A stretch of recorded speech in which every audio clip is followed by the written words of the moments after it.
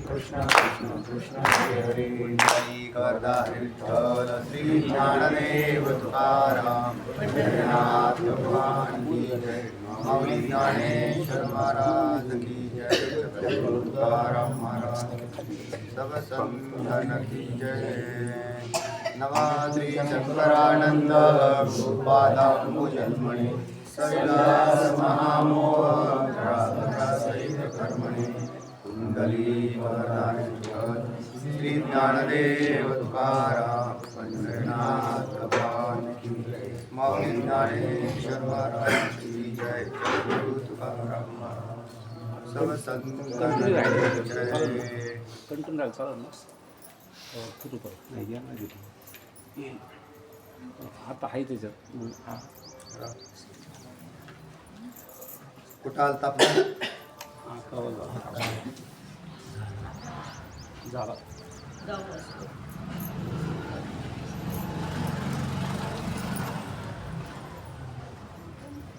चला कोण सांगताय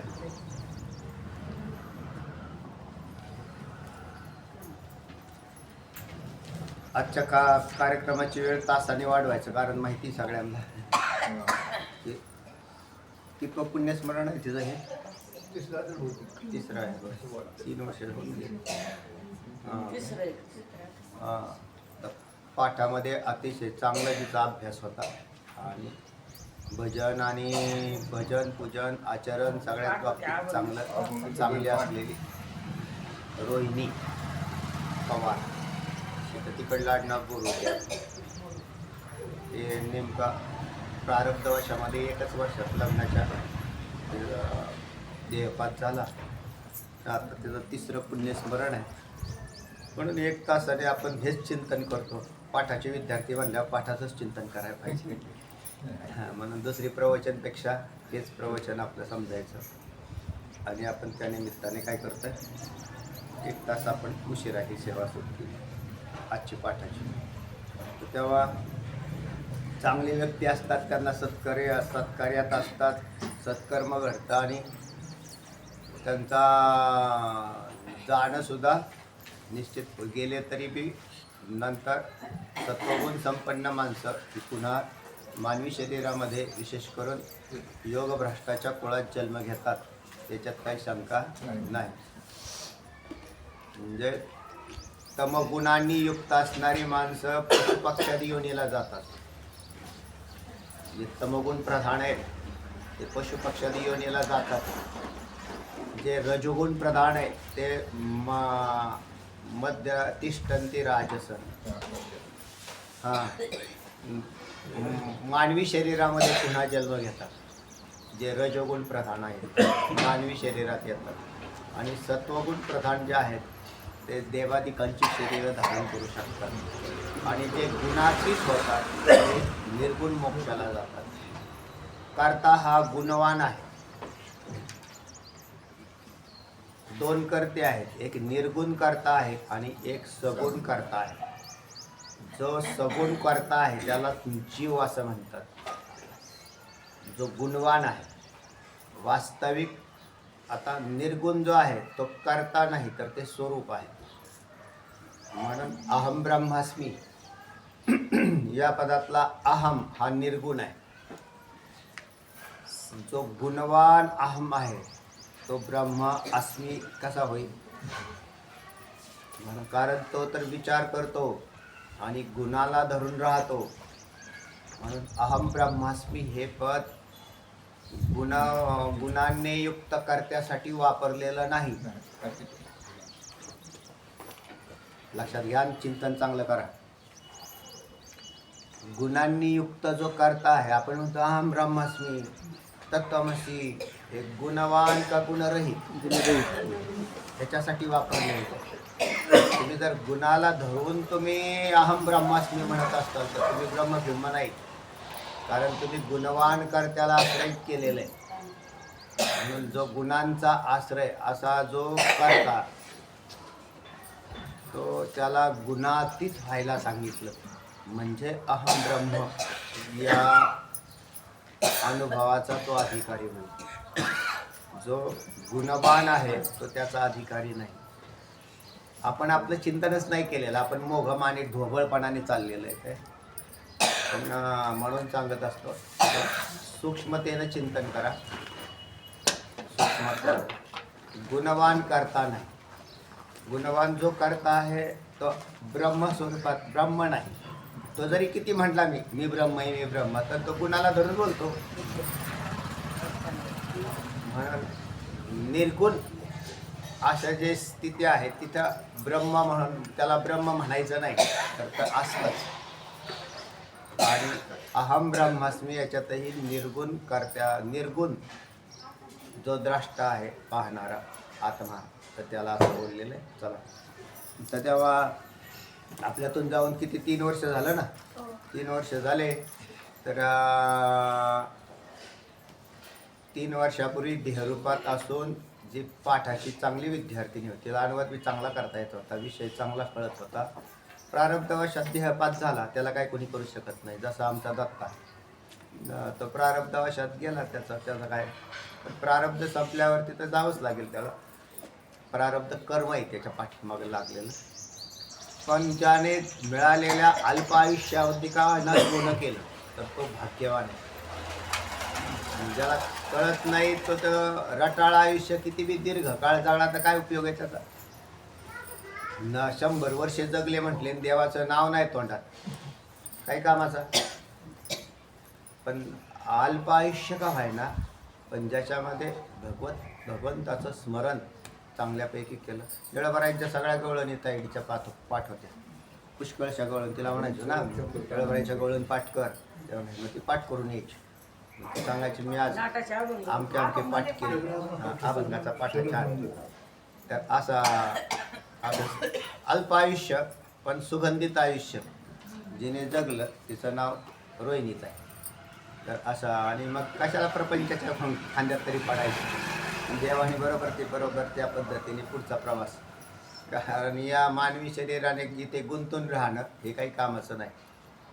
म्हणून मग त्याच्यापेक्षा योग भ्रष्टाच्या कुळात जन्म घेतले तर पुन्हा आणखी असं काय नाही की स्त्रीचा जन्म घेते, तो पुरुष म्हणून बी जन्म घेतो.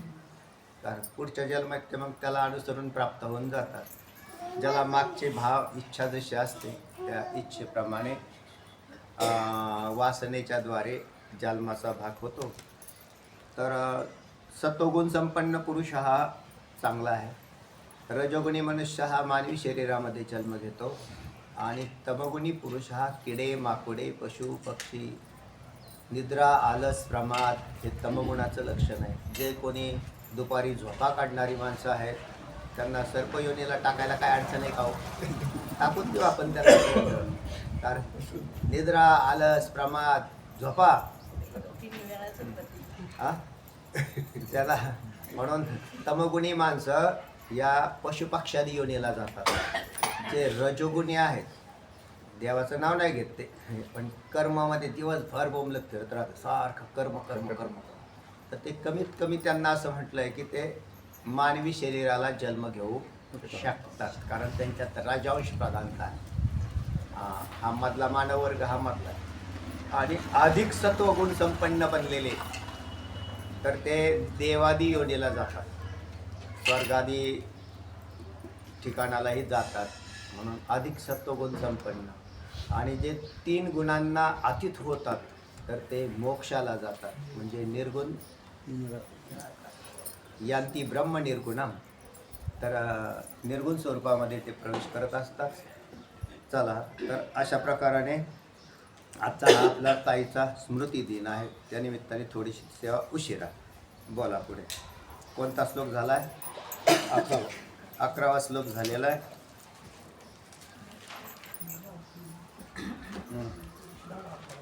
सांगा जोक साहेब. ओके.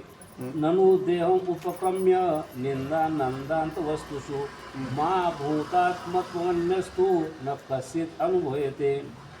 हां सांगा. त्यांनी सांगितलं म्हणजे देहापासून तर कारणरूप शरीरापर्यंत जर सगळे अनात्मा आहेत तर मग आत्मा कुठे आहे असं त्यांनी विचारलेलं आहे. दुसरा आत्मा कुठे राहतो? ननु देहम उपक्रम्य. उपक्रम कुठून केला? अन्नमय कोशापासून, म्हणजे स्थूल देहापासून केला. जे पृथ्वी आप तेज वायू आकाश या 5 भूतांपासून बनलेला जो पिंड त्याला स्थूल देह म्हणतात. आणि हा स्थूल देह अन्नमय कोशाच्या अंतर्गत येतो. त्या इथून उपक्रम करून निद्रानंद म्हणजेच आनंदमय कोशाला म्हटलेलं येतं. जो निद्रेमध्ये आनंदाची जिथे अनुभूती येते त्या कोशाला काय म्हणतात? आनंदमय कोश असं म्हणतात. म्हणून निद्रानंदा म्हणजेच आनंदमय कोशापर्यंत, देहापासून म्हणजे अन्नमय कोशापासून ते आनंदमय कोशापर्यंत जे म्हणजेच कारण शरीराच्या अंतर्गत असणारा आनंदमय कोश, तर तिथपर्यंत जे कोश आहेत याच्यात कोणाच्याही ठिकाणी काय नाही, आत्मता नाही. हे आतापर्यंत आपण हा विषय झालेला आहे की अन्नमय कोश, प्राणमय कोश, मनोमय कोश, विज्ञानमय कोश आणि आनंदमय कोश हे 5ही कोश आत्मा नाही. अन्नमयादी कोश हे अनात्म्यात म्हणून सांगितलं आणि ते श्रुती स्मृती आणि युक्तीने तुम्ही पटवून पण दिलेलं आहे. हे जर कारण आता याच्यात आहे नुसतं अन्नमयादी कोश म्हणजे 5ही कोश आत्मा नाही असं सांगून थोडंच पटणार आहे कोणाला? मग त्याला प्रमाण द्यावं लागतं. मग प्रमाण म्हटलं की श्रुती आणि स्मृती किंवा आम्ही संत प्रमाण सुद्धा वापरतो. वेदाच्या संस्कृतमधल्या श्रुती कोणाच्या पाठ आहेत? बरं, ते बी पाठ करायचं वय असतं एक ठरलेलं. त्या वय एकदा निघून गेल्यावर पुढे त्या श्रुती जरी तात्पुरत्या लक्षात राहिल्या तरी नंतर लक्षात राहणार नाहीत त्या. म्हणून सगळ्यात चांगला ज्या भाषेचा आपला जास्त परिचय आहे ते तुकोबरायांची वाणी, की ज्याला आम्ही तुकोपनिषद असं म्हणतो. आणि वेद काय आहे? वेदातला उपनिषद हा भाग श्रेष्ठ आहे. आणि मग तोच मराठीमध्ये कोणता श्रेष्ठ भाग आहे? तर उपनिषद म्हणजे तुकोबरायांची गाथा म्हणजे अभंगाची गाथा. तुकोबरायांच्या अभंगाची गाथा जी आहे तेच उपनिषद आहे. अर्थ लावून घेणाऱ्याला कळेल तो. म्हणून त्याच्यामध्ये जे म्हणजे आता त्याच्यात गाथेमध्ये तसंच वेदाप्रमाणे चाललेले तो वेदच आहे एक. तर त्याच्यामध्ये धर्मोपदेश आहे, उपासनापर उपदेश आहे आणि ज्ञानपर सुद्धा भाग आहे. म्हणून ते ज्या वेळेला ते अभंग ज्ञानपर पाहिले जातात त्यावेळेला अगदी तंतोतंत वेदाच्या श्रुत्या तिथे उभे राहतात. तर तेव्हा अभंग हे आमच्या दृष्टीने काय आहे? प्रमाण आहे. स्मृतीमध्ये भगवद्गीता जी आहे ते आम्हाला प्रमाण आहे ज्ञानेश्वरीच्या रूपाने. आणि उपनिषद आम्हाला प्रमाण आहेत तुकोबरायांच्या गाथेच्या उपदेशात. म्हणून फार वेद वेद वेद वेद करत बसू नका. वेदाचं प्रामाण्य आहे तसंच आहे.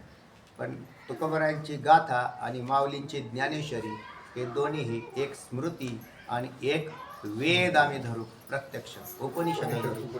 हे काय येतं? प्रमाण आहे. आणि नाथांचं भागवत हे सुद्धा अगदी सूत्रबद्ध ब्रह्मसूत्राप्रमाणे आपल्याला प्रामाण्य आहे. तेव्हा श्रुती, स्मृती, नंतर तर्क म्हणजेच युक्ती आणि तिसरा भाग आहे अनुभव. इथं नाही लिहिला शब्द त्यांनी तो, पण अनुभवाने म्हणजे आम्हाला आमच्या बुद्धीमध्ये अन्नमयादी कोश हे अनात्मा आहेत हे कशामुळं कळालं?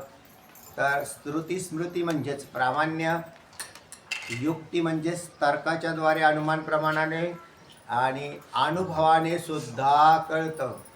कारण सर्वात शेवटी अनुभव महत्त्वाचा असतो, नुसतं कळणंही महत्त्वाचं नाही. तर अनुभवाने लक्षात आलं. कारण तुम्ही चैतन्य स्वरूप परमतत्व आहात, मी चैतन्य स्वरूप परमात्मा आहे हे अनुभवानेच कळून घ्यायचं आहे. श्रवणाने लक्षात ठेवायचं आहे, मननाने चिंतन करायचं आहे, त्याचं निधिध्यासन करून अनुभव घ्यायचा या परमतत्वाचा. आणि मग अनुभव घेतल्यावरती ज्याने त्याने आपला निराश स्वतः करायचा असतो. म्हणजेच अन्नमय कोश मी नाही, प्राणमय कोश मी नाही. तर हा कसा नाही? तर याचं पूर्ण गेल्या वेळेसही सांगितलं तुम्हाला की नुसतं पाठकांतर नाही करायचं की अन्नमय कोश मी नाही, प्राणमय कोश मी नाही. तर त्या तुम्हाला प्राणमय कोशाची आंतररचना, स्वरूप, लक्षण सगळं ज्ञात असलं पाहिजे. त्यावेळेला निराश करता येतो. माहिती असून नाही काय करता येत. माहितीचं ज्ञान आहे हे निराशाला उपयुक्त नाही. म्हणून त्याचा रस, अर्क आपण ज्याला म्हणतो, तो अर्क ज्याच्या बुद्धीमध्ये उतरलेला आहे त्या व्यक्तीकडे ही हातोटी तयार होईल निराश करण्याची. आणि बाकीच्या व्यक्तींना माहिती राहील. आम्हाला माहिती आहे म्हटले की अन्नमय कोश कसा आहे, प्राणमय कोश कसा आहे हे आम्हाला माहिती आहे, तर त्याला निराश नाही करता येणार. म्हणून याचं चिंतनाची आवश्यकता आहे. चला काय म्हणतात पुढे. अन्नमयादी कोशावरून निराळा एखादा आत्मा आहे असं जर तो मानला, पण तो त्याचा अनुभव बी येत नाही आणि कोठे आहे हे समजत पण नाही. मग आता जर 5 कोशावरून अन्य कुठे आत्मा जर असा मांडला, कारण तुम्ही वेदांती काय म्हणता की अन्नमयादी कोशावरून आत्मा हा भिन्न आहे, पण तुझा अनुभव आला कुठे आम्हाला, काय म्हणतात. त्याचा अनुभव येत नाही. मग असं निराळा पदार्थ मानण्याचं तात्पर्य तरी काय? निराळा पदार्थ मांडण्यात काय तात्पर्य आहे. अरे काय तात्पर्य म्हणजे तुला हा या 5 कोशांचा अनुभव कोणी दिला. त्या कोशांनीच कोशांचा अनुभव दिला तुला. म्हणून तुला काय तात्पर्य आहे असं जर म्हणत असतील तर त्याला पुढचा श्लोक येणार आहे त्याची समजूत काढायला. चला झालं ना. तर या श्लोकात पूर्वोक्त शंकेचा परिहार करतायत. म्हणजे आता इथे जी शंका घेतली त्याचा परिहार इथं खाली होणार आहे. हरी बाडम निद्रादय सर्वे, बाडं निद्रादयः सर्वे, बाडं निद्रादयः सर्वे, बाडं निद्रादयः सर्वे, नुभूयन्ते न चेतरः, नुभूयन्ते न चेतरः, नुभूयन्ते न चेतरः, नुभूयन्ते न चेतरः. बाडं निद्रादयः सर्वे नुभूयन्ते न चेतरः, बाडं निद्रादयः सर्वे, नुभूयन्ते न चेतरः, बाडं निद्रादयः सर्वे, बाडं निद्रादयः सर्वे, नुभूयन्ते न चेतरः. तथाप्येते नुभूयन्ते, तथाप्येते नुभूयन्ते, तथाप्येते नुभूयन्ते, तथाप्येते नुभूयन्ते. येन तं को निवारयेत्, येन तं को निवारयेत्, येन तं को निवारयेत्, येन तं को निवारयेत्. तथाप्येते नुभूयन्ते येन तं को निवारयेत्, तथाप्येते नुभूयन्ते, येन तं को निवारयेत्, तथाप्येते नुभूयन्ते, येन तं को निवारयेत्, तथाप्येते नुभूयन्ते, येन तं को निवारयेत्. बाडं निद्रादयः सर्वे नुभूयन्ते न चेतरः, तथाप्येते नुभूयन्ते येन तं को निवारयेत्. बाडं निद्रादयः सर्वे नुभूयन्ते न चेतरः, तथाप्येते नुभूयन्ते, येन तं को निवारयेत्. बाडं निद्रादयः सर्वे नुभूयन्ते न चेतरः, तथाप्येते नुभूयन्ते, येन तं को निवारयेत्. बाडं निद्रादयः सर्वे नुभूयन्ते न चेतरः, तथाप्येते नुभूयन्ते, येन तं को निवारयेत्. बाडं निद्रादयः सर्वे अनुभूयन्ते न च इतरः, तथापि एते अनुभूयन्ते येन तं कः निवारयेत्. बाडं निद्रादयः सर्वे अनुभूयन्ते न च इतरः, तथापि एते अनुभूयन्ते येन तं कः निवारयेत्.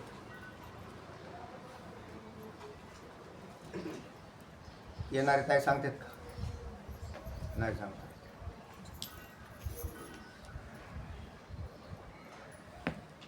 दुसरं कोण सांगताय? नानावर काय सांगता?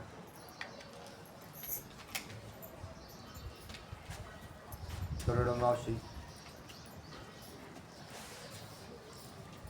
बाडं निद्रादयः सर्वे अनुभूयन्ते न चेतरः, काय चुकलं?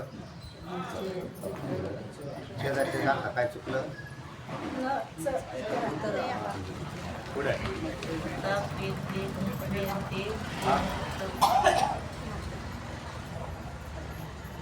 सांगा लगत नाही पुढचं. बाढं निद्रादयः सर्वे अनुभूयन्ते न च इतरः तथापि एते अनुभूयन्ते येन तं कः निवारयेत्. बाडम म्हणजे खरं आहे. तुझं असं म्हटलं ना की त्याच्यावर दुसऱ्याचा काही पत्ताच लागत नाही. बरं आहे, खरं आहे. कारण पत्ता लागत नाही हेच आम्हाला पाहिजे. असा जर सरळ सरळ पत्ता लागला असता तर पत्ता लागत नाही म्हणजे तू ज्यांच्याद्वारे याचा पत्ता शोधायला चाललेला आहे तसा त्याचा पत्ता लागणार नाही. कारण आम्हाला ज्याचे पत्ते सापडले ते विषयांचे सापडले. म्हणजे ज्या ज्या वस्तूंचं ज्ञान झाला, अनुभव घेतला ते पदार्थ आम्हाला पंचकोशामध्ये सापडले. आणि ज्याने घेतला, ज्याच्या प्रकाशाने घेतला तो नाही सापडला. ज्यांचा अनुभव झाला म्हणून ज्यांचं ज्ञान झाले ते प्रमेय वस्तू, तो आत्मा नाहीच आहे. म्हणून प्रमेयाची परिसरे तै प्रमेयाची आविष्करे नवलमेचू ए धुरे नाही पणाची. प्रमाणांची परिसरे तै प्रमेयाची आविष्करे. तिथं प्रमाणांची परिसरे तै प्रमेयाचे आविष्करे नवलमेचू ए धुरे नाही पणाची. माऊली सांगतात तसं की ज्या वेळेला या प्रमाणांचा पसारा मिटला त्यावेळेला प्रमेयाचा आविष्कार झाला. तै प्रमेयाचे आविष्कार आणि आश्चर्यजनक असं लक्षात आलं. मग आता त्याचा अनुभव घेतल्याशिवाय संभवनीय नाही. म्हणून आत्मस्वरूपाचा अनुभव घ्यावा लागेल. विषयी भावाने आत्म्याचं ज्ञान होत नाही. म्हणून आम्हाला खरंय तुझं म्हटलं ना की नाही हो खाली काहीच राहत नाही, तुम्ही उगाच काय नसलेले पदार्थ शोधू राहिले. तिथपर्यंत आमची नजर जात होती, तिथपर्यंत आम्ही शोधलं. आमची नजर कुठपर्यंत जाते? अनात्म्यापर्यंत. अनात्म्याला शोधते. आत्म्याला काय या इंद्रियांनी शोधलेलं आहे काय? म्हणजे मनाने बुद्धीने तर नाही. कारण यांच्या पलीकडे तो आहे म्हणून त्यांचा उपयोग होणार. इंद्रियांनी पराण्याहुरिंद्रियभ्यः परम मनः मनस्तस्तु परा बुद्धे यो बुद्धे परतस्तु सहा. तो म्हणून हा इंद्रियांच्या मनाच्या बुद्धीच्या पलीकडे असणारा असा. आणि आमची तर अल्पबुद्धी फक्त विषयांचा शोध घेते. म्हणून खरं आहे निद्रादय हा सर्वे अनुभूयन्ते. निद्रादय हा म्हणजे आनंदमयादी कोश सगळ्यांचा अनुभव येतो. अनुभूयन्ते अनुभव येतो, प्रतीती येते. यांची सगळ्यांची काय येते? आम्हाला प्रतीती येते. कोणाची म्हणताल तर आनंदमयादी कोशांची. कारण आम्हाला प्रतीती येते. आनंदमयादी कोशांची आली नसती तर आनंद भासलाच नसता, वाटलाच नसता. बुद्धी अधिक इंद्रियांची आली नसती तर ज्ञान झालंच नसतं. आम्हाला ज्ञान होता येत ना. म्हणून म्हणजेच विज्ञानमय कोशाची प्रतीती आली नसती तर ज्ञान झालं नसतं. आनंद वाटला नसता, भासला नसता, अनुभवाला आला नसता तर आनंदमय कोश नाही असं म्हटलं असतं आम्ही. अनुभव आहे का नाही हा? मनोमय कोशातही संकल्प विकल्पात्मक सगळं जगत आम्ही उभं करतो. अनुभव आहे ना. आणि प्राणांचाही साक्षात अनुभव आहे. अहम सोहम सारखा चालू आहे त्याचा. घेतोय सोडतोय. अहम कहा अहम कोहम सोहम तर त्याला काय होतं? त्याचा अनुभव येतोय. प्राणाधिकांता म्हणून प्राणमय कोश त्याचाही समजतंय. श्वास घेतोय. आणि अन्नमय कोशाचा तर साक्षातच आहे. म्हणजे प्रत्यक्षात दिसतंय. तो वरून स्थूलच प्रतीतीला येतोय. प्राणमय, मनोमय, विज्ञानमय, सूक्ष्म. आनंद हा मय कोश त्यावरूनही सूक्ष्म आहे. आणि सर्वात स्थूल कोण आहे? अन्नमय कोश हा सर्वात स्थूल आहे. आणि मग पण या तिघांचे अनुभव आम्हाला येत आहेत. तेव्हा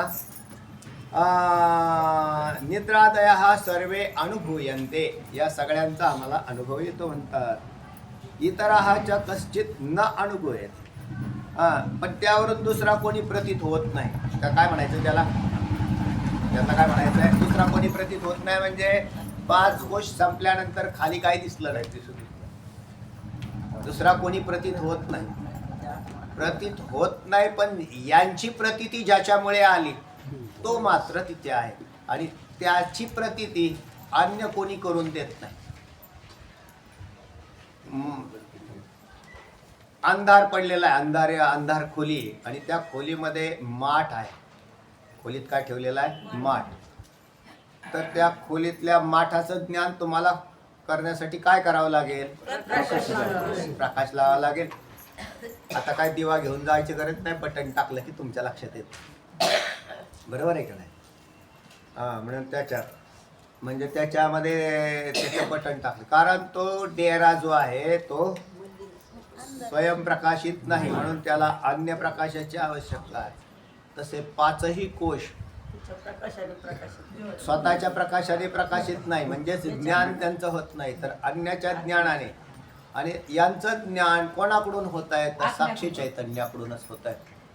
मग ते मध्ये आधी आम्ही तुम्हाला थोडीफार इंद्रिय वापरले, जसं मन हे सुद्धा इंद्रियच आहे, करण आहे.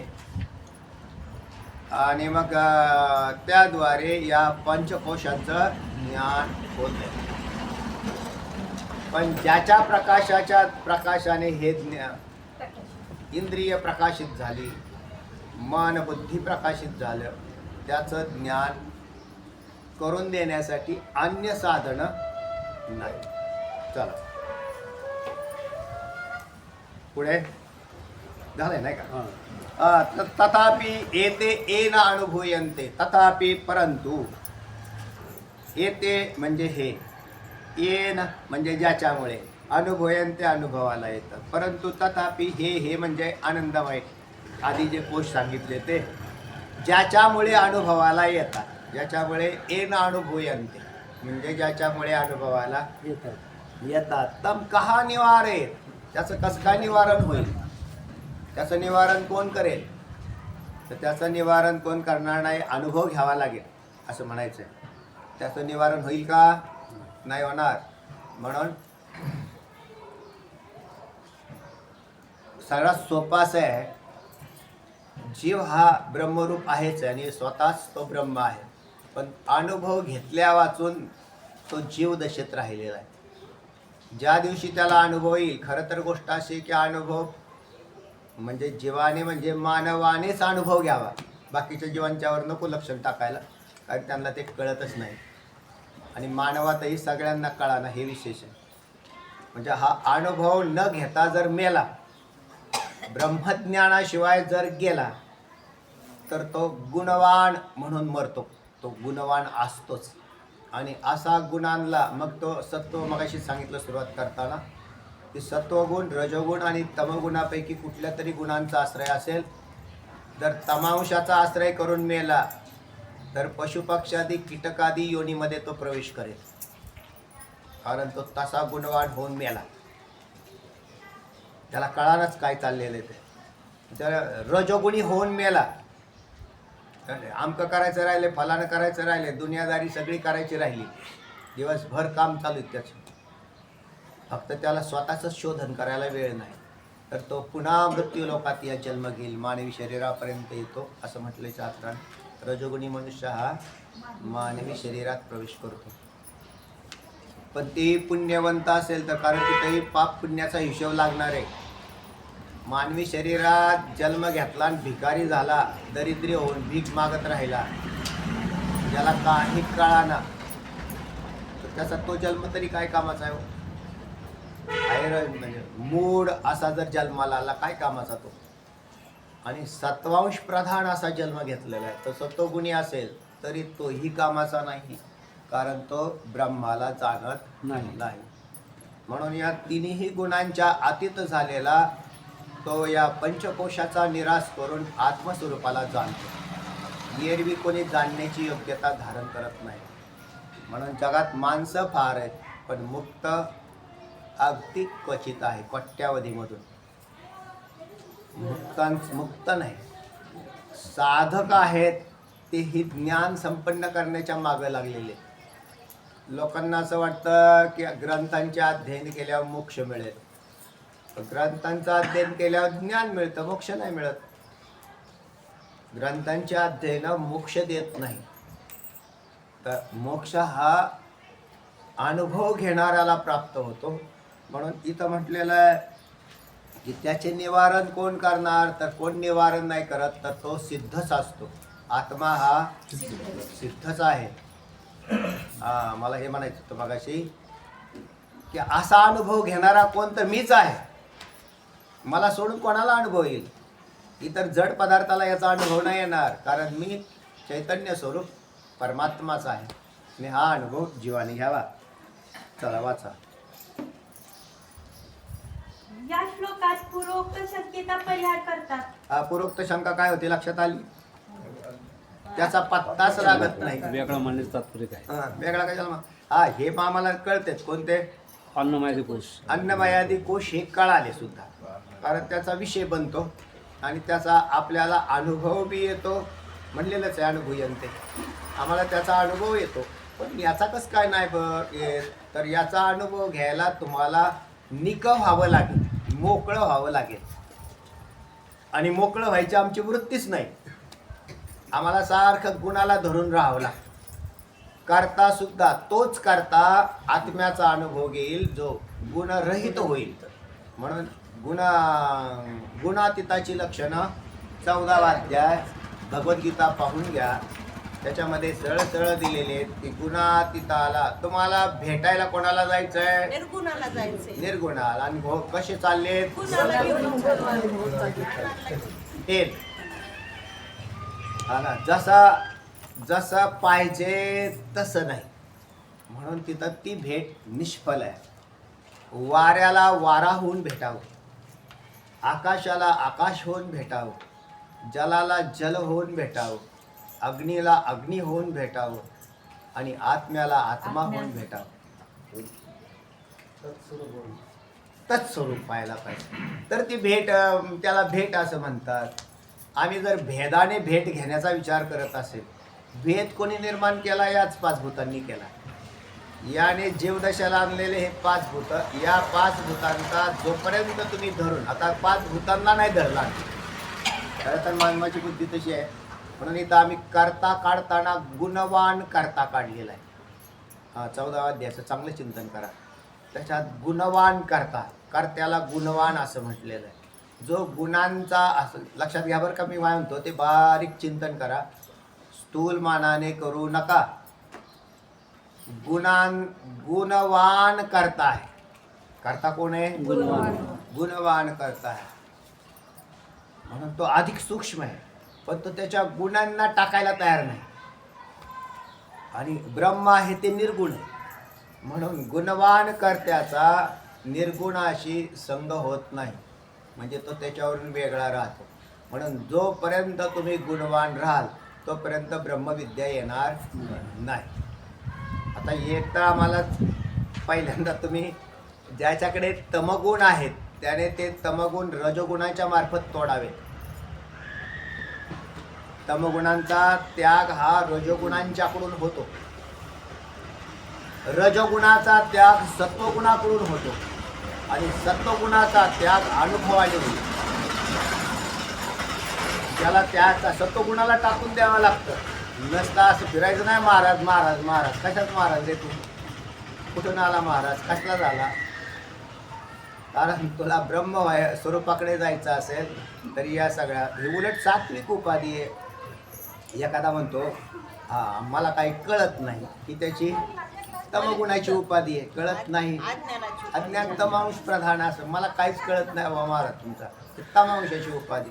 ती जाईल एखाद्या वेळेस रजगुणी बांधला, जास्त क्रियाप्रधान झाला की तमांशाची उपाधी जाते आणि रजांशाची उपाधी येते. रजांश प्रधान लोक असतात ना, म्हणजे ते कर्म करत असताना, म्हणजे आम्ही आमच्या पाठीमागं फार काम असतं, कारण आम्ही कंपनीचे मालक आहेत. कंपनी चालवायची म्हणजे झोपा काढणाऱ्याला चालते का? नाही, त्याला तो झोप नसते. रजोगुणी मनुष्य झोपत नाही. तेव्हा 2-4 तास त्याला झोपच येत नाही. म्हणून अशी लोक आहेत ती गोळ्या खातात. तो त्याच्या त्या कामावरती त्याचं लय नजर असते, पण त्याला माहिती आहे हे काम मोक्ष देणार आहे तुझं नाही देणार. मग त्याला त्या ज्या वेळेला कधी त्याच्यातून रजांशालातून बाहेर यायचं असेल तर सत्वगुण वृद्धी करावी लागते. म्हणून रजांशाचा त्याग सत्वगुण प्रधान माणसाकडून घडणं संभवनीय आहे. पण सत्वगुणी झालेल्याला सत्वगुणाचा अहंकार झाला. सुखसंगेन बंधाती ज्ञानसंगेन चाणघ तत्र सत्व निर्मलत्वात् प्रकाशक मयानघ. सुखसंगेन बंधाती ज्ञानसंगे. त्याला म्हटलं रे बाबा हे सत्वगुण आहेत ना, ठीक आहे, चांगली गोष्ट आहे. रजवंशाच्या त्यागासाठी तुला आम्ही तयार करून दिले, पण त्या गुणातीत झाला का तू? तर तो गुणातीत नाही झाला म्हणजे गुणवान कर्त्याचा त्याग सांगितलेला आहे. तिथं करता कोणता आहे? गुणांनी युक्त असा करता झाला. आणि मग त्याला जोपर्यंत तो त्याग करत नाही तोपर्यंत काय होतंय, तो बद्ध राहतो. म्हणून पंचकोशादी हे कळायला सोपं आहे. हे काय फार मोठं झालं अवघड आम्हाला कळालं पंचकोश. पंचकोश कळाले नाही आम्हाला. पुढे तुम्हाला सांगायचं आहे खाली काही शिल्लक राहतं का? एवढा पत्ताच लागणार. खाली काय सापडानच म्हटले. खाली सापडायचं नाही तर तुला आता काय करावं लागेल? अनुभूती घ्यावी लागेल. पण अनुभूती घेण्यासाठी आता सांगितलं तुम्हाला की तत्स्वरूप होऊन भेटावं लागेल. आणि आम्हाला तर असे वळणच नाही. तत्स्वरूप होण्याचं वळण नाही. आम्हाला सारखं गुणवान राहण्याचं वळण आहे. भजन चांगलं आहे पण भजन गुणातीत नाही करत. गुणातीत करण्याचं काम नाही, गुणवानच ठेवलं ते. भजनाने गुणवान ठेवलं म्हणून तुम्हाला परत एक वेगळी साधना करावी लागेल. ध्यानादी साधना आहेत त्यांचा अवलंब करावा लागतो. जर त्याची होत असेल वा भजनामध्ये ज्याला ध्यान लागत असेल तर भाग्यवान असेल. पण भजनात त्याला विक्षेपच जास्त, चित्तवृत्ती चंचल आहे. जर त्याला आणि बरं भजनात ध्यान लागायला मग एकट्यालाच करावं लागेल. म्हणजे कोणाकडे आपला लक्ष जाणार नाही. एक जण असा साधू बसलेला होता, अशी घोंगडी टाकून असा व्यवस्थित, आणि ध्यान करत असा बसला. ध्यान करत बसल्यानंतर तो समोरून एक महिला इकडून पाऊल वाट पलीकडून होती, पण ती अलीकडून आली आणि त्या माणसाच्या घोंगडीवर पाय देऊन निघून गेली. ते म्हटलं, ए बाई दिसत नाही का? पाय दिसत नाही. घोंगडीवर पाय देऊन गेली माझ्या. बाबा तुम्ही ध्यान करताय का माझ्याकडे पाहताय? तुम्ही ध्यान करताय का माझ्याकडे पाहताय? जर तुम्ही ध्यानात असता तर तुम्हाला घोंगडीवर पाय दिला हे कसं काय कळलं असतं? त्या बाईने परीक्षा घेतली. बरोबर आहे का? त्याची चित्तवृत्ती काय? त्या भजनामध्ये बी तसाच विक्षेप जास्त आहे. मला काय म्हणायचं होतं, म्हणून परमतत्वाचा अनुभव घ्यायला तुम्हाला काय करावं लागेल? तर या ध्यानाचा अभ्यास करावा लागेल. आता ध्यान प्रथमतः तर नेहमीच सांगतो तुम्हाला, माऊली ज्ञानोबरायांचा फोटो समोर ठेवा आणि त्याच्याकडे एकटक. जर तिथून वृत्ती हल्ली तर परत फोटोकडे पाहायचं, परत डोळे झाकायचे. फोटो जोपर्यंत वृत्तीमध्ये आहे तोपर्यंत, वृत्तीत दुसरा जर फोटो येत असला परत माऊलींकडे पाहायचं. तर तुम्हाला प्रॅक्टिसला काय पाहिजे का नाही? हे तुम्हाला मेडिटेशन सांगतो ना तुम्हाला. एकदम म्हणजे जरी डोळे झाकले नाही ना तर सुरुवातीला जरी सगळं पाहिलं तरी चालतं म्हणजे पुढची प्रॅक्टिस करणार. नाही आता कसं आहे माहिती का ना, गुणवानाचं म्हणजे माऊली ज्ञानोबरायांचा फोटो आपण कसा ठेवला आता? गुणवान. पहिल्यांदा असं ध्यान करा की मी आहे. ध्यानातलं पहिली प्रोसिजर काय आहे? एक तर आसन, शौच हे तर तुम्हाला सांगायची गरज नाही, ते तुमचं सगळं पाठ आहे ना, असं मी गृहीत धरून चाललो. शौच, संतोष, तप, आर्जव, ईश्वर प्रणिधान, स्वाध्याय, अपरिग्रह, आता ब्रह्मचर्य तर हे सगळं लागतं त्याला. आणि मग त्याच्यानंतर म्हणजे यम आणि नियमांचा विचार केल्यानंतर आसन लावण्यासाठी आसन सिद्ध करावं. मी तुम्हाला त्या दिवशी आसनाचाही विषय सांगितला. ज्याला आसन लावता येत नसेल तर मग याच्यामध्ये असा आहे प्रश्न, तर थोडं प्रॅक्टिस करावी. आता शारीरिक जर दोष असेल तर मग त्याने कसंही बसलं तरी चालेल, कारण त्याला शेवटी मूळ तत्वाकडे जायचं आहे, फार आसनाकडे नाही पाहिजे. म्हणजे हे बाहेरचं लय खटाटोप करत बसला तर घोटाळा होईल. पण मग ज्याची चांगली आहे ना, स्थिती चांगली आहे, आणि तो जर असा हे करत असेल तर मग तो इंद्रियांना वळण लावत नाही असा त्याचा अर्थ होईल. कारण अभ्यास तर केलाच पाहिजे. म्हणून आसन लावून बसावं, एकांतात बसावं, दिवसभरात 2 तासाचं तरी आसन करावं. तुम्हाला आता आपण किती 2 तास बसतो साधारण, नाही आसन तर कमीत कमी 2 तास आसन. पाठी काकड्याला किती 4:30 ते 6:15 पावणे 2 तासपर्यंत बसतो. पाठामध्ये 1.25 तास तरी आसन बस लागतं. हरिपाठाला बी तास 1.25 तास जातो. पण हे तोडून होतं असं. आणि बरं त्याच्यात असं आता हे ध्यानाच्या प्रक्रियेतलं आसन वेगळं आणि भजनातलं थोडंसं भिन्नता आहे. पण सवय कोणी लावली? भजनानीच लावली ना, नाही तर मग इकडं कसं काय जाईल तो एकदम. म्हणून भजनातूनच जी माणसं पुढे गेली ना ते पुढे जाते. आणि मग त्याने चित्त स्थिर करावं, शरीर दोलायमान ठेवू नये, चंचल ठेवू नये. आणि मग माऊलींचा फोटो असा ध्यान धरून ध्यान धारणा करा तर तुम्हाला ध्यान लागायला सुरुवात होईल. फार अभ्यासाच्या अंती ते सिद्ध होतं. म्हणून चित्तशुद्धीला नंतर स्थिरतेला आणि आत्मसाक्षात्काराला कारण ठरतं. तुम्हाला काय पाहिजे आहे? खाली काहीच नाही. तो काय म्हणतोय? खाली काहीच नाही तर मग सगळा परमार्थ खोटा होईल. खाली काही नाही म्हटल्यावर म्हणजे खाली आहे आणि त्याचं तर शोधन करतो. पण तुला जेवढं सरळ वाटलं होतं, जेवढे तुला असं वाटत होतं जसा जगाचे व्यवहार जसे होतात प्रत्यक्ष नेत्रांनी, आणि तिथं जेवढे स्पष्ट ज्ञान होतात, बस इथंच बसा. तर तेव्हा इतकं नाही ना होणार, असं नाही ना होणार. ते मग काय करावं लागेल? त्याला चित्तवृत्ती फार स्थिर करावी लागते. चंचल वृत्तीच्या माणसाचा परमार्थ नाहीच आहे. आता ते योगी इतके धडपडले. आणि दुसरी गोष्ट, योगी झाल्याशिवाय आत्मसाक्षात्कार होणार नाही, हेही लक्षात ठेवा. त्यामुळे नुसतं अभ्यास केला तर अभ्यासाने तुम्हाला कळेल, पण प्रॅक्टिकल काय, म्हणून स्वतःवर जा तुमचं प्रॅक्टिकल काय नाही. आता मला असं जाणवायला लागलं की बरेचशा लोकांना बराचसा भाग कळतोय पण प्रॅक्टिकल शून्य. तर प्रॅक्टिकलामध्ये काहीतरी प्रगती व्हायला पाहिजे. आणि प्रॅक्टिकल ज्याला करायला जमलं तर तो मग भाग्यवान पुरुष होणार आहे, याच्यात काही शंका नाही. आणि याच्या पुढची स्टेज आहे ना, एक विषय कळणं ही पहिली गोष्ट चांगलीच आहे. ज्याला कळत नाही तो तर त्याच्याही मागच्या स्टेजला आहे. ज्याला कळाल्यानंतरही पटून त्याचा पूर्ण रस त्याने अंतर्गत केलेला आहे, बुद्धीमध्ये आणलेला आहे. पण तेवढ्यावरही काम भागणार नाही, कारण त्याला निर्गुण व्हावं लागेल. आणि निर्गुण स्वरूपाचा अनुभव हा याच्यातून घ्यावा लागेल. म्हणून परमार्थ असा आम्हाला जेवढा एंट्री करताना जेवढा सोपा वाटला होता, एंट्री करायला फार सोपी आहे. नुसती गळ्यात माळ घातली झाला परमार्थ सुरू. याला परमार्थ नाही म्हणत, ते याला एंट्री म्हणतात.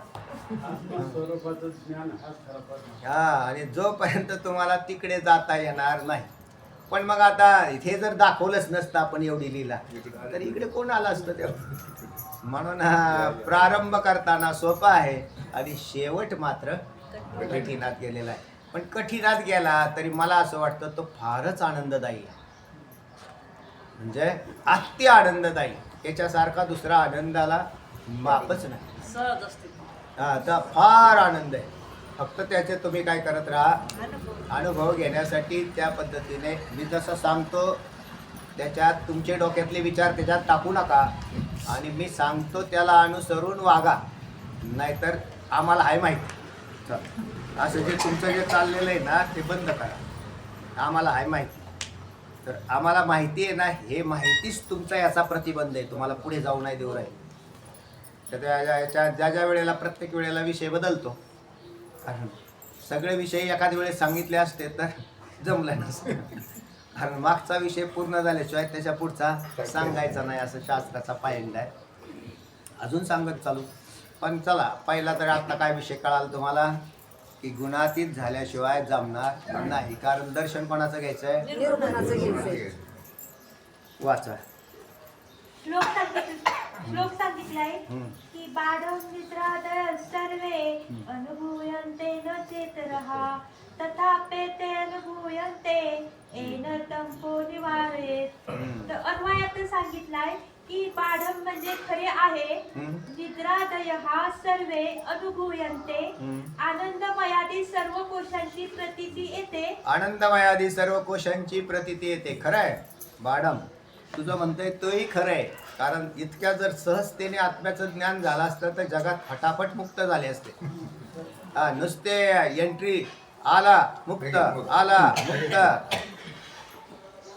ते म्हणले डोके घासले, नाहीतर त्या तप्यांनी तर हजारो वर्षाच्या तपश्चर्या कशाला केल्या असत्या. विषयी भोगी माणसाला जर मोक्ष मिळाले असते तर ते त्याचं कारण ज्या काळात बुद्धिवृत्ती स्थिर आहे आणि तात्पुरतं का व्हायना वैराग्य उत्पन्न झालं तरी त्याला ज्ञानाची प्राप्ती होऊ शकते. पण ज्ञान उत्पन्न होऊन मोक्ष देत नाही ते. त्याचं कारण अनुभवापर्यंत ते पोहोचत नाही, आणि अनुभव येईपर्यंत आलेलं ज्ञानही बाजूला निघून जातं. असाही प्रकार घडतोय. तेव्हा खरं आहे आनंद निद्रादय हा सर्वे अनुभूयन्ते, सगळ्यांचा काय येतो? अनुभव येतो. पुढे इतरः च क्वचित न अनुभूयन्ते व त्याहून दुसरा कोणी प्रतीत होत नाही हे खरे. त्यावरून दुसरा कोण आहे? त्या दुसरा आत्मा. कोणच नाही म्हटलं तर शून्य झाला. अन्नमयादी कोशांच्या पलीकडे कोण आहे? आत्मा आहे.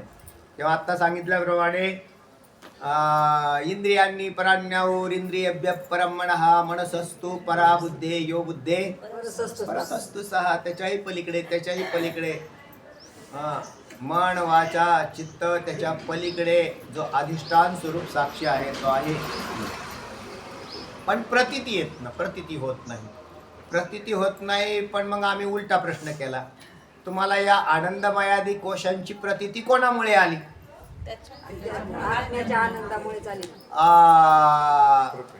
घरामध्ये काही पदार्थ ठेवलेले आहेत. आता आपल्या घरातलेच सांगतो. त्याच्यात हांडा ठेवलेला आहे, पातेलं ठेवलेलं आहे, गॅसची टाकी आहे, गॅस आहे, असे 10 पदार्थ आतमध्ये ठेवलेले, बरोबर आहे. आणि तुम्हाला सांगितलं की त्या पदार्थांचं ज्ञान करून घ्या की घरात काय काय ठेवलेलं आहे. तर तुम्ही काय करून आले? सांगायला आले परत माघारी. हुशार असल्यामुळे ज्याचा बुद्ध्यांक चांगला असतो त्याला सगळे पदार्थाचं ज्ञान होतं. म्हणजे जर 100 पदार्थ ठेवला असेल तर तो 100 पदार्थ सांगू शकतो. ज्याची बुद्धी नुसता असा पाहिला, असं पाहत गेला तर तो बुद्धीमध्ये कॅप्चर करत चालतो.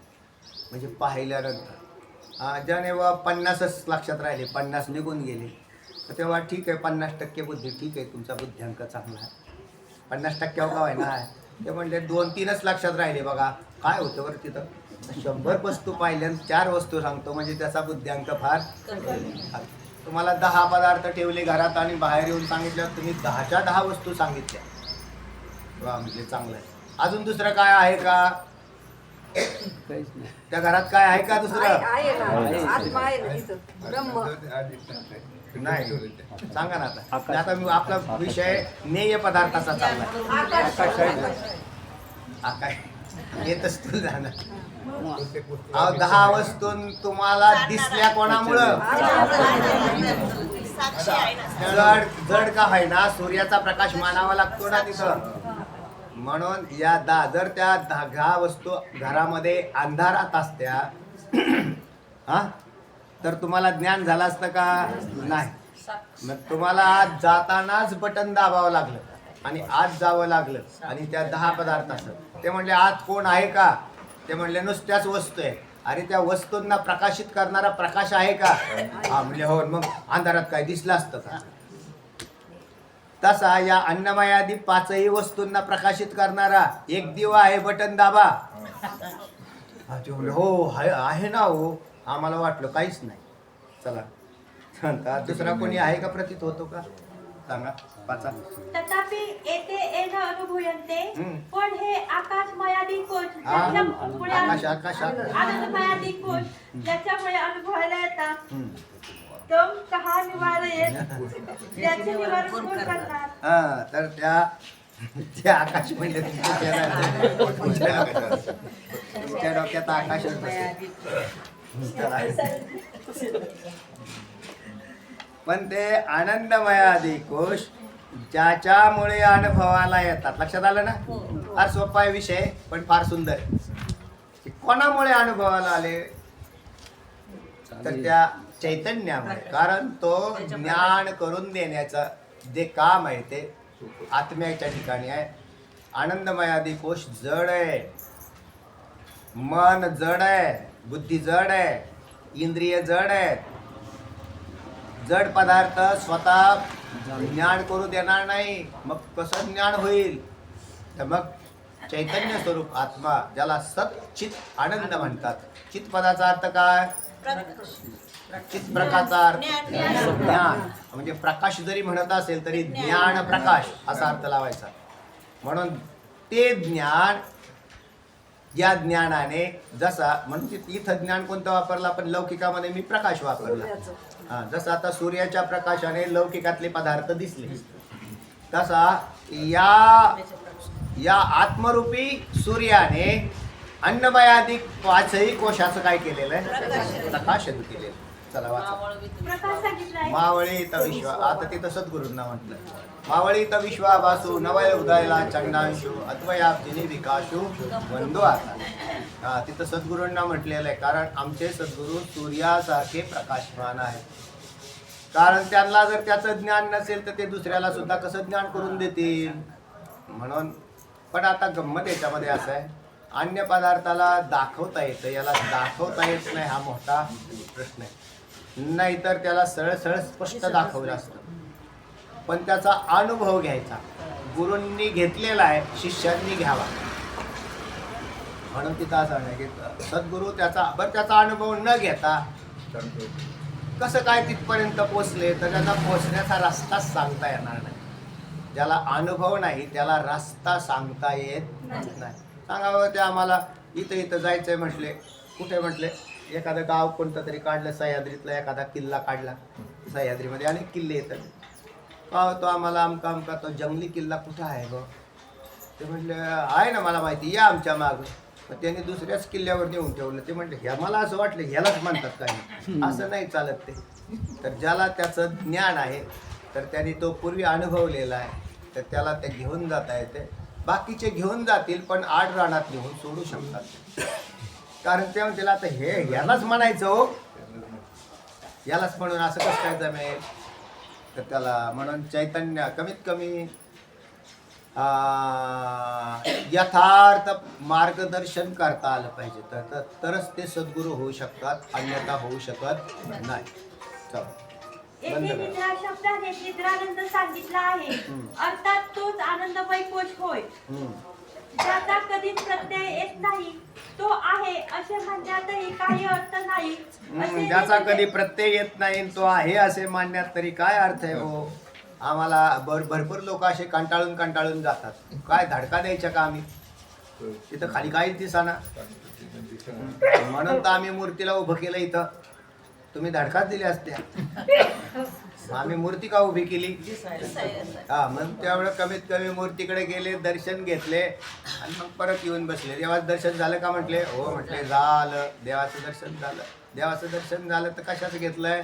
मूर्तीचं. मूर्ती म्हणजे देव आहे का? कोण म्हणलं नाही? मूर्ती म्हणजे देव आहे. पण तुम्हाला अधिष्ठान मूर्तीचं दर्शन नाही झालं, अध्यस्त मूर्तीचं दर्शन. अधिष्ठान मूर्ती म्हणजेच निर्गुण निराकार तत्व आहे.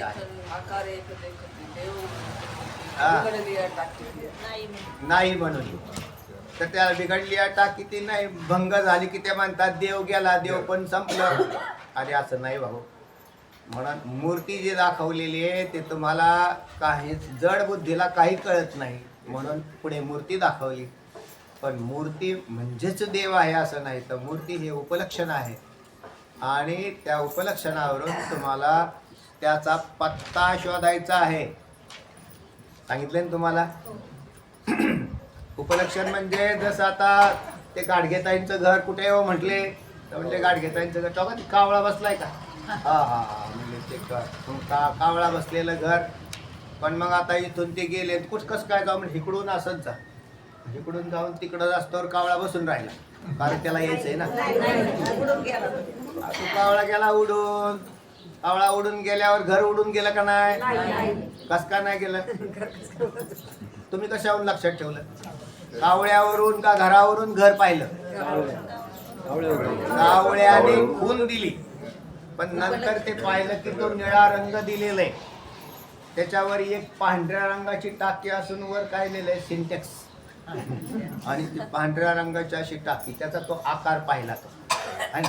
त्याची खून तयार केली का नाही त्याने? ती खून, कारण एक खून जाणारी आहे आणि एक खून राहणारी आहे. घराचा स्थावरपणा हा कायमचा नाही, दृष्टांतातला राहणार. कावळ्याच्या सापेक्षेत घर हे स्थिर आहे. मग तुम्हाला कावळा उडून गेला तरी काय अडचण नाही, बरोबर आहे का नाही? ह्या इतर घरांच्यावरून त्याने काय केलं? व्यावृत्त केलं, वेगळं केलं. आणि म्हणून आता त्याच्यानंतर मग तो मनुष्य तिथे गेल्यावरती त्याच्या लक्षात येईना कास काय त्याला काय नाही, सोपं आहे कारण त्याचा अभ्यास झालेला आहे की कावळा जाय ना का गेला तर. पण कावळा ज्या कोपऱ्यावर बसला होता तो कोपरा पाठ आहे त्याचा, त्याच्यावरून हे घर यांचं आहे. आणि मग जाऊन विचारलं आहेत का? तो म्हटले आहेत. म्हणजेच या ठिकाणी काय करावं लागतंय? उपलक्षण. म्हणून काहीच नाही असा म्हणणाराला काहीतरी दाखवायला पाहिजे. आणि आमचा परिचय जगाशी आहे म्हणून मूर्ती का नको आम्हाला? म्हणून गा पांडवा करोनी मूर्तींचा मेळावा तुमची या गावा धावता आलो. म्हणून आम्हाला जड बुद्धीच्या माणसांसाठी या मूर्ती रूपामध्ये येऊन उभा राहिला. पण जसा आपण आपल्या माणसांनाही ओळखतो का हो, आम्ही जवळ साहेबांना ओळखतो का?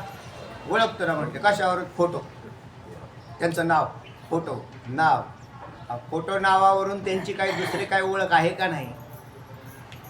पण आम्ही सगळ्या माणसांची ओळख फोटो आणि नावावरच ठेवलेले.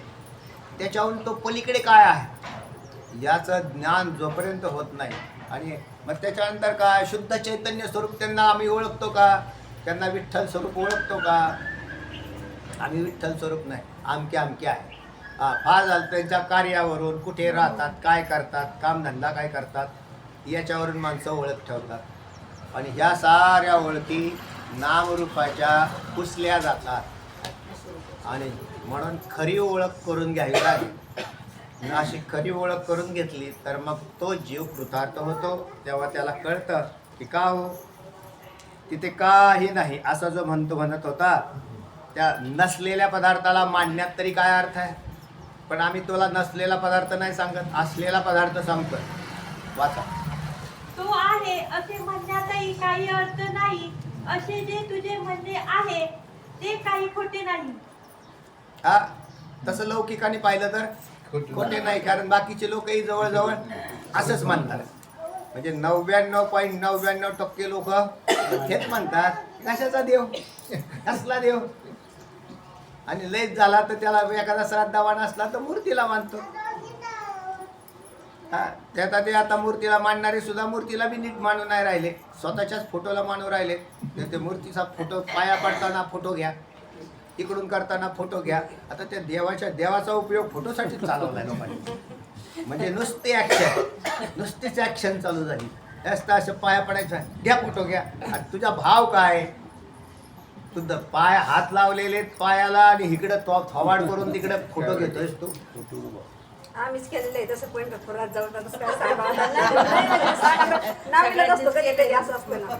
नाही काही ना बरोबर आहे. म्हणजे आता भाव एकीकडे नाही आहे ते खरं सांगत नाही, आहे ते खरंच आहे ना. मग म्हणजे नाही आता वस्तुस्थिती तशी आहे. चला पुढे. तसेच आनंदमयातील 5 कोश अनुभव सिद्ध आहेत हा. व त्यांच्यापेक्षा अन्य कोणी आत्मा असेल असे नुसते म्हणण्याचे तुम्हाला धैर्य होत नाही हे धैर्य म्हणजे धाडस, एवढं बी म्हणायचं धाडस होत नाही की असेल बरं का तुमच्यावर तरी आमचा भरोसा आहे. ते म्हणजे वा काहीच नाही म्हटले महाराज तिथे 5 कोश उडाले ना खाली काहीच नाही राहिले. अरे म्हटले मग तुम्हाला कमीत कमी गुरुजी तरी सांगतायत ना, काय म्हणतायत गुरु, किंवा त्याच्यावरूनच भिन्न आहे, तोच आत्मा आहे, तद भिन्न आहे, ज्याच्या प्रकाशाने हे पंचकोश प्रकाशित झाले तो आत्मा आहे. एवढं मानण्याचं तरी कमीत कमी धैर्य धरा ना, धैर्य धरा थोडंसं, कारण धैर्य धरणाऱ्याला पुढे ज्ञान होईल. त्याला धैर्य सुद्धा नाही तर त्याला ज्ञान सुद्धा होणार, असंभव गोष्ट आहे. इतका इतका इतका कठीण करून ठेवलेलं आहे ना, आणि कठीण केलंय म्हणूनच परीक्षा आहे. परीक्षा नेहमी कठीणाचीच असते, सोप्याची काय परीक्षा घ्यावी. म्हणून परमार्थ एवढा सोपा नाही, तो कठीण केलेला आहे आणि म्हणूनच त्याच्यात आनंद आहे. सहज असतं तर असं असतं तर काय माहित, त्याच्यामध्ये इंटरेस्टच नाही. श्रुतीशास्त्र म्हणून त्या याचा अनुभव घेण्यासाठी जी काठिण्यता आहे ना, हीच कोणी याचं श्रेष्ठत्व आहे. आणि एवढं पाहिजेच होतं आणि ते आहेच आहे. चला पुढे. कारण मिथ्या पदार्थ पाहिल्यामुळे ज्याची दृष्टी ही मिथ्या झाली आहे दृष्ट्या त्याला नित्य मिथ्या वस्तू पदार्थ पाहून दृष्टी बी मिथ्या झाली म्हणून तो नाही म्हणतो. ऐका. जे अधिष्ठानाला उडवतात आणि जे अध्यस्थाला उडवतात त्यांना काय म्हणतात, शून्यमतवादी म्हणतात. बरं. म्हणून सगळंच मिथ्या मिथ्या, सगळंच मिथ्या आणि सगळं मिथ्या नाही भाऊ. मिथ्या पदार्थ ज्या सत्य पदार्थावर भासतो त्या पदार्थाला अधिष्ठान म्हणतात. आणि म्हणून तुला ज्ञान करून घ्यायचं असेल तर सत्याचं करून घ्यावं लागेल आणि मिथ्याला उडवून टाकावं लागेल. तिथे तुझी काय झाली दृष्टी, मिथ्या मिथ्या म्हणून अधिष्ठान बी मिथ्या करून टाकलं, म्हणलं खाली काहीच नाही, असं नाही. कारण मिथ्या पदार्थ पाहिल्यामुळे ज्याची दृष्टी ही मिथ्या झाली आहे हा. त्याला नित्य वस्तू सत्य दिसणे शक्यच नाही. पण खोट्याचा आग्रह धरणाऱ्या तुला आम्ही असा प्रश्न करतो की या अन्नमयादी कोशांचा जो तुला अनुभव येतो तो कोणामुळे? तुला जो अनुभव येतोय तो कोणामुळे येतो, तर कोणामुळे येतो, तुम्हाला ज्या घरातल्या वस्तू दिसतात त्या कोणामुळे, प्रकाशामुळे. आम्हाला जगातला प्रकाश वस्तू दिसतात ते कोणामुळे, सूर्यामुळे. आणि मुमुक्षुला पंचकोश दिसतात ते कोणामुळे. आता इथं मुमुक्षु शब्द वापरतात सामान्य माणसं. सूर्याची अपरी तुका लोकी क्रीडा करी. हा बरोबर आहे ना, सूर्याची अपरी क्रीडा करी. तर तेव्हा सूर्याप्रमाणे हा आत्मा जो आहे तो आत्मा या सगळ्यांना प्रकाशित करतो. पर दुसरी गोष्ट, भौतिक बल्ब तरी जो आहे ना लाईटचा, तो भौतिक आहे, तो प्रकाश जो आहे तो भौतिक आहे. तो तुमच्या आत्मप्रकाशावरून भिन्न आणि जड प्रकाश येतो. म्हणजे तस्य सर्वमिदं विभाति. तस्य सर्वमिदं विभाति.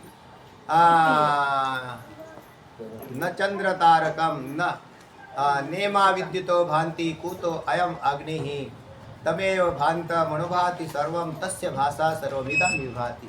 अशी वेदाच्या श्रुती. तेव्हा न तत्र चंद्र न सूर्यो न शशांको न चंद्र तारकम, अशी वेदाची श्रुती. न शशांको न चंद्र तारकम नेमा विद्युतो भांति कुतो अयम अग्निः. है ना. तमेव भांत मनुभाति सर्वं तस्य भाषा सर्वमिदं विभाति. तस्य भाषा तस्य भाषा सर्वमिदं विभाति. श्रुती काय वायसा ढेकरू देती. माऊली ज्ञानोबा. श्रुती काय वायसा ढेकरू देती. तस्य भाषा सर्वमिदं विभाति. तस्य भाषा सर्व विभाती तस्य भाषा श्रुती काय वायसा ढेकरू देती. अशी माऊलींनी म्हणजे याच स्तुतीची ओवीत रूपांतर केलंय. तर तेव्हा असा चैतन्य स्वरूप आत्मा आहे. पुढे देहाचा देहालाच किंवा मन आदी अन्य जड पदार्थांनाही प्रत्यय येणे शक्य नाही. कसं येईल, मनाचा मनाला आला का, मनाने मनाला जाणलं, इंद्रियाने इंद्रियांना जाणलं, देहाने देहाला जाणलं, बुद्धीने बुद्धीला जाणलं, असंभव. कारण बुद्धी सुद्धा जड पदार्थ आहे. पण आता सगळ्यात चांगला सर्वात सुंदर पदार्थ कोणता आहे? बुद्धी. आमच्यामध्ये असलेला चांगला पदार्थ कुठला आहे आपल्यातला? बुद्धी. नाहीतरी माणसाला कशावरून कळतो की हा मनुष्य, तर तेव्हा त्याचा म्हणून त्याच्यात असलेल्या ज्ञानावरून मानवाची परीक्षा होते, फोटोवरून नाही. किती किलोचा आहे, किती किलो वजन आहे, याच्यावरून माणसाचं श्रेष्ठत्व नाही अवलंबून. माणसाचं श्रेष्ठत्व बुद्धीवर अवलंबून आहे ना. मग त्या बुद्धीवर श्रेष्ठत्व जरी अवलंबून असलं तरी बुद्धी कोणाच्या प्रकाशाने प्रकाशित आहे? हा, म्हणून काय म्हटले आचार्य सांगा आता डुमनेताई श्लोक. न चक्षुस्तस्य निमीलनात् न प्रपंच किं ज्योतिस्तव भानुमान हनिमे रात्र प्रदीपादिकम् स्याद्देव निमीलनादि समये किं धियो दर्शने चक्षुस्तस्य निमीलनादि समये किं धियो दर्शने तत्राहमिति परां भवमकं ज्योतिस्तदोऽस्मि प्रभो. तर तेव्हा एकच श्लोक आहे, पण त्याच्यामध्ये सुंदर असं विश्लेषण आचार्यांनी केलेलं आहे की या डोळ्यांना कोणामुळे दिसतं? डोळ्यांना कोणामुळे दिसतं? म्हणजे आपल्याला बाह्य पदार्थ कशामुळे दिसतात? सूर्यामुळे दिसतात. सूर्य कोणामुळे दिसला? डोळ्यांनी पाहिला. डोळ्यांनी कशामुळे पाहिलं? बुद्धीने पाहिलं. बुद्धीला कोणी प्रकाशित केलं? तर आत्मरूप सूर्याने प्रकाशित केलेलं आहे. म्हणून या सगळ्यांना प्रकाशित करणारा कोण आहे? तर चैतन्य स्वरूप आत्मा आहे. आणि त्याचं काय करावं लागेल? ज्ञान करून घ्यावं लागेल. तर ते इतकं सोपं नाही ठेवलेलं असं. आणि बरोबर आहे, तर तुम्हाला बुद्धिवृत्ती काय करावी लागेल? सूक्ष्म. आता एक तर तुम्हाला मन दिसलं, हा नाही दिसलं, एरवी ते तेच आहे, पण काय तुमची बुद्धी तैसी नाही, बुद्धी तशी होत नाही. मन दिसलं तेही आत्म्याने पाहिलं. तुम्ही मन मानता? मन मानता? त्याचं उत्तर मानतो. म्हणजे मी आलो, मी गेलो असं का? तर त्याच्या मनाला काय वाटलं असेल? म्हणजे दुसऱ्याचं मन सुद्धा त्यांनी जाणलं. आपल्या मनात असं आहे, माझ्या मनात असा भाव आला, म्हणजे आपलं मनही जाणलं. मन, बुद्धी या हे सगळे ज्याच्या प्रकाशात क्रीडा करतात तो परम चैतन्य स्वरूप परमात्मा, चैतन्य घन आत्मा आहे. चलो. कारण जड पदार्थालाही अनुभव येतो असे जर म्हणावे म्हणून जड पदार्थाला अनुभव येत नाही. मग जडाचा अनुभव येतो. जडाला अनुभव येतो नाही, जडाचा अनुभव. काय फरक पडला? फरक पडला. म्हणून जडाचा अनुभव ज्याच्या प्रकाशाने घेतला तो चैतन्य स्वरूप आत्मा आहे. म्हणून जीवन घासावं लागतं चंदनासारखं, आणि मग त्याच्यानंतर ज्ञान होतात. नाहीतर मग मरा आणि किड्या माकोड्याच्या जन्माला जा, सरळ. ह्याच्यापेक्षा दुसरं काही नाही. जे कोणी जीवन ज्यांनी सुंदर बनवलेले आहेत त्यांनी चंदनासारखे देह परमार्थात घासले. त्याच्यातलीच आमची तायडी होती. अल्पकाळात पण चांगलं इतकंच जीवन पुष्कळ झालं, आणि पुढे गेल्यानंतर इथे पोरा लेकराचा पसारा सांभाळण्यापेक्षा गेलेलं छान. कारण हे बाकी सांभाळायला बाकीचे आहेत ना. जे जाणार आहेत ते निघून दुसऱ्या जन्मात. दुसरा जन्म काय होणार? एकदम संपन्न असा जन्म घेणार, आणि मग त्याच्यानंतर ते मोक्षालाच जाणार. म्हणून असं काही नियम नाही. आता तुमच्या घरात जन्माला आली पवार कुटुंबियांचा तर चांगली गोष्ट आहे, पण पवार कुटुंबियांनी आदर्श काय घेतला तिचा, हाही चांगलीच गोष्ट आहे, घ्यायला पाहिजे का नाही? हां, म्हणजे जर त्याचा काय आदर्शच नसेल तर मग असे तर मग किती बी घरात किती बी साधू बी जन्माला आले. असं म्हटलं, ज्या घरात संतही जन्माला आले पण घरातल्यांना काही कळत नसेल तर ते तशाच लेवलचे राहतात. त्यांना काय त्याच्याशी काही देणं घेणं नसतं. त्याचा फक्त असं मोह राहतो की बा आमचं आहे, आमचे येतं. आता तुमचे येतं पण तुम्हाला काही कळा ना, त्याचं काय करणार? काय उपयोग आहे त्याचा? असाच प्रकार आहे बरं का. म्हणून संतांचे ते आप्त नवती संत. संतांचे आप्त कधी संत नसतात. तत्रतम बुद्धी संयोग. हा, तत्रतम बुद्धी संयोग. त्यांचा संतांचे आप्त कथा त्यांच्यात संतत्व क्वचितच भाग राहील. किंवा भानुदास महाराजांच्या कुळात संत एकनाथ महाराज किंवा आमच्या बोलोबा सुद्धा साधूच होते चांगले. त्यांच्यामध्ये तुकोबरायांचे सारखे अवतरित झाले, पण क्वचित होतात. ग्रंथ लिखाण जे बाकीचे सरळ सरळ जीवकोटीमध्ये जातात. हा. यांचे सुद्धा पूर्वज म्हणून आपण ज्यांची स्मृती करतो ना, तर त्यांचा अधिकार किती मोठा आहे हे कळून घेत जावं नाही. त्यांचा काय अधिकार आहे आणि त्यांच्या घराण्याचा परमार्थ झालेला आहे आधी पहिला. हो आहे. लिखाण करणार. लेखन करणं. सांगा.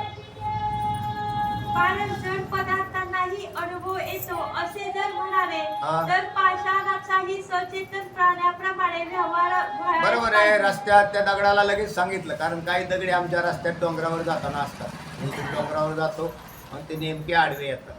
त्या दगडांना कळालं असतं महाराज चाललेलेत रस्त्याने, आपल्या या रस्त्याने उठावं आणि बाजूला जाऊन बसावं. असं कोणाला कळेल? त्याला कळाना, त्याला मी कोण आहे हेही कळाना, मी म्हणजे दगडाला मी कोण आहे हे कळाना, आणि बाकीचे कोण आहेत हेही कळाना. याला काय म्हणतात? जो स्वतःलाही जाणत नाही आणि दुसऱ्यालाही जाणत नाही. बरं, तुम्ही आहात का तसे? नाही तुम्ही कसे आहेत? चेतन. तुम्ही स्वतःला जाणता पण अन्यथा जाणताय. शास्त्र म्हणतं तुम्ही जाणू राहिले, जाणत नाही असं नाही. तुम्ही स्वतःला जर जाणत नसते तर आम्ही तुम्हाला दगडीच केला असतो. पण तुम्ही स्वतःला जाणताय, पण जाणताय पण अन्यथा जाणताय. वास्तव जाणायला पाहिजे, यथार्थ जाणायला पाहिजे. पण यथार्थ जाणण्यासाठीच परमार्थ आहे. म्हणजे एवढं काय कठीण आहे? नुसते फुलं उचलायचे, नारळ फोडायचा आणि उदबत्त्या व्हायच्या, संपला म्हटले. देव पर आमच्या गावाकडे पशुबाला तसेच राहत.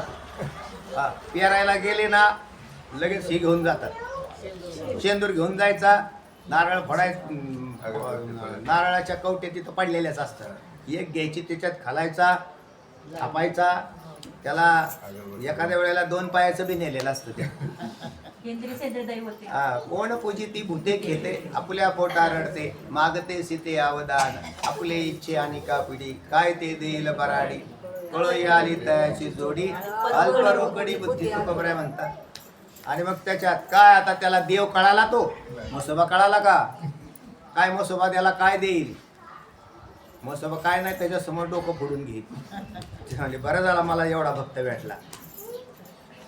तर त्या देव काय आहे कळण्यासाठी काय करावं लागेल? अध्ययन, अभ्यास, आणि ते गुरु परंपरागत करावं लागतं. असं नाही की आम्ही वाचतो म्हटले महाराज, आम्ही बरेच पाहतो. तुम्हाला पाहून काहीच होणार नाही, कारण तुम्हाला तो अनुभव उत्पन्न होणारच नाही. म्हणून सध्या तर काय अडचण नाही. जसं आता हे बाकीचे चालले, पण याच्यापेक्षा एकनिष्ठ होऊन कुठेतरी अध्ययन केलं तरच तो भाग आत्मसात होतो. बाकीच्यांना ज्ञान होतं, मोक्ष होणार कठीण आहे, कारण अनुभव व्हायला कठीण आहे. चला. पण तसा कुठेही होत असल्याचे दिसत नाही. हा, म्हणजे दगडाला अनुभव आलेल्याचं कधी दिसत नाही. शिवाय अनुभव घेणारा व ज्याचा अनुभव घ्यावयाचा तो अनुभव्य पदार्थ हे अगदी पृथक असावे लागतात. बरोबर असा न्याय आहे. आहे. कसे असावे लागतात? पृथक म्हणजे वेगवेगळे. कारण ज्याला अनुभव घ्यायचा, आता इथे त्रिपुटी अशी तयार होते: अनुभोक्ता, अनुभव आणि अनुभव्य. काय? अनुभव घेणारा अनुभोक्ता, ज्याचा अनुभव घ्यायचा तो अनुभव्य पदार्थ, आणि जो घेतला तो अनुभव. अशी त्रिपुटी तयार झाली. अनेक त्रिपुट्या आहेत, पैकी हा झाला का नाही? अनुभवाची त्रिपुटी बनवली इथं. चला वाचा.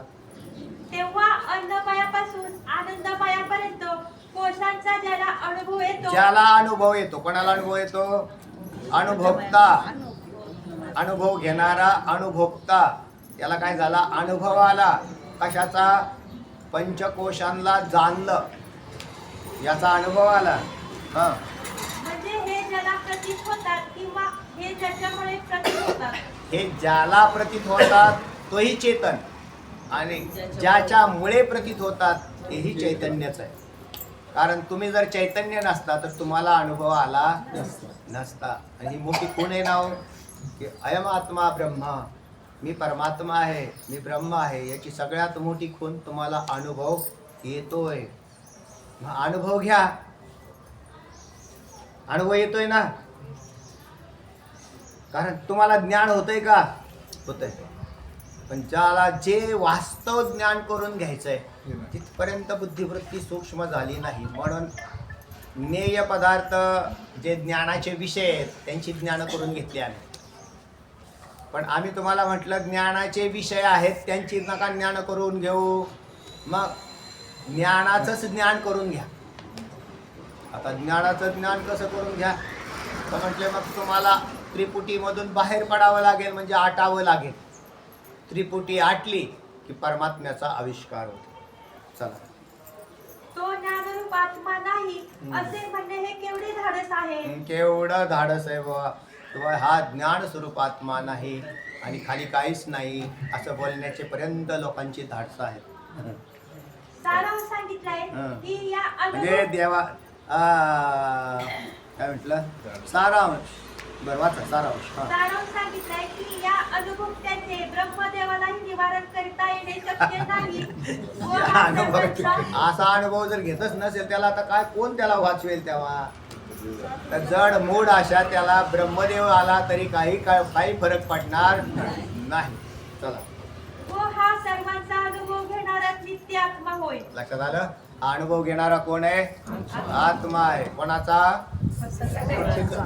कोणाचा आत्मा आहे? एकच आत्मा आहे, एकच आहे. तर आत्मा या विश्वात एकच आहे. तेव्हा ताई गेली का? नाही. कुठे आहे ती? आत्मरूपाने आणि देहरूपाने गेली. तर देह, आता देह माईक असतात आणि उत्पन्न होतात, नाश पावतात. त्याच्यात काय विशेष आहे? तेव्हा किती बी गाडगी कुंभार तयार करतो, काही गाडगी फुटतात, काही गाडग्यांना दीर्घकाळ राहतात. पण गाडगी म्हणून दीर्घकाळ राहण्याला काय उपयोग आहे त्यांना? दीर्घकाळ गाडग राहिलं ते म्हणतो काय भाग्यवान होत तुम्ही, फुटलेच नाहीत. अहो फुटले नाही तरी एक दिवस फुटताल, ते मातीत जाईल. तर आत्मा हा एक आहे, तो जात नाही आणि येत नाही. म्हणून खरी श्रद्धांजली कोणाला द्यावी? तर जीवात्मा असेल तर त्याला पुण्य लागेल थोडंफार, कारण त्याचे जर गतीमध्ये कुठे अडचण तयार असेल तर मग त्यांना आपल्याला पुण्य अर्पण करावं लागतं. बरं, ते पुण्य कशाचं देऊ राहिले? पाठाचं. साधारण प्रवचनाचं नाही तर त्याच्यातला पुण्य तर का भाग्यवान असे आहे नक्कीच. पण चला, अहो पण त्या प्रसिद्ध कोशाहून आत्मा निराळा जर असता तर तो त्यांच्याप्रमाणे दिसला असता. बरोबर. पण तसा दुसरा कोणी आत्मा दिसत नाही. परत म्हणून अजून तो त्याच्या नाही. चित्तात अजून आहेच आहे, थोडं दिसत नाही दिसत नाही. आता काय दिसत नाही तुला? त्याला चष्माच बदलावा लागेल तुझा. पण तसा दुसरा कोणी आत्मा दिसत नाही म्हणून तो नाहीच असे जर म्हणत असाल तर पुढचा श्लोक येतो, तो नंतर पाहू. कुंडली श्री ज्ञानदेव तुकाराम